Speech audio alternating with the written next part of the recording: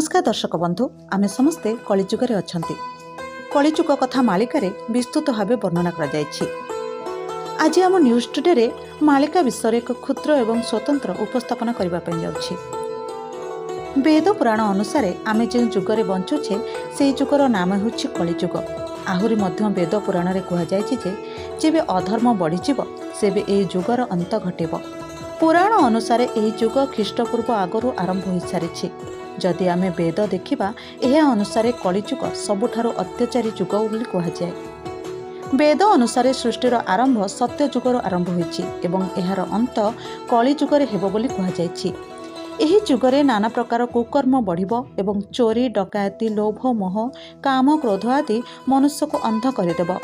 मनुष्य बुद्धि विवेक हराई कुकर्म रे लिप्त रहिबो। जेते सब खराब प्रकृति अछि से सब लोकमानकर मुख्य प्रकृति होइजिबो। एही समय लोक माने भगवान को विश्वास करिवे नाही। परमात्मा तथा मनुष्य भितर एक अविश्वसनीय दूर हेब। बहुत छोट छोट कारणरू भी जड़े अन्य जन को हत्या करिब। माँ बापा भाई भौणी भितर श्रद्धा एवं प्रेम किछि भी रहिब नाही। शास्त्र अनुसार जेबे कलिजुगर अंत हेब से समय बेलू शोषण जुआ मद आदि लोक मानक पई एक साधारण कथा होइजिब। कलिजुग अंतरे सबु लोक रोगाग्रस्त एवं अस्वस्थ हेबे।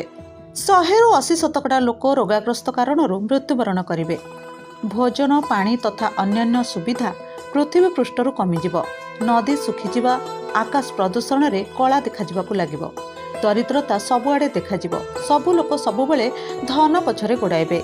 से समय गोटे स्त्री 15 वर्ष पूर्वर ही माँ होइजिबो। कलिजुगर अंतरे गछरे आउ फूल फल देखाजिबो नाही एवं गाई भी क्षीर देवा बंद करदेब। नैतिकता लोकंक जीवनरू नष्ट होइजिबो। गोटे भाई निजर भाई को हत्या करिबो। अपराधी संख्या एते बढ़ीजिबो जे भल लोकंकु समाज रे बंचिबाकू कष्टकर होइजिबो।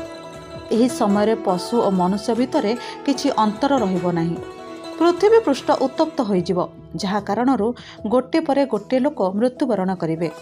जेतेबेले पाप चरम सीमार पहुँचब एवं पृथ्वी पापर बोझरे दबिजिब सेतेबेले भगवान विष्णु कल्की अवतार नेबे। श्रीमद् भागवत गीता अनुसार भगवान कल्की संभल गाँवर विष्णु उषा नामक ब्राह्मण तथा तांको पत्नी को पुत्र रूप में जन्म नेबे। भगवान कल्की से समय सबु अधर्मी मानकर नाश करिवे। भगवान कल्की अवतार नहीं मात्र 3 दिन रे समग्र विश्वर नाश करिवे। एही समय महाप्रलय आसिब। एहा परे सत्यजुग आरंभ हेब। बंधुगण मालिका कथा अनुसार एही भली भाबरे कलिजुगर अंत घटिब। कलिजुग अंत हेबा परे केवल बहुत कम लोक ही भगवान को भक्त रहिबे।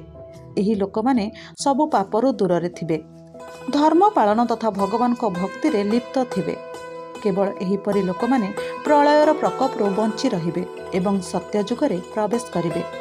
सेथिपई आपण लोभ माया टंका एही सबुठारु दूरे रुहंतु एवं भगवान को भक्ति रे लीन होई हरिनाम जप करंतु। जीवनर किछि अंश भगवान को ठारे समर्पित करंतु। Vinod sound report the news today.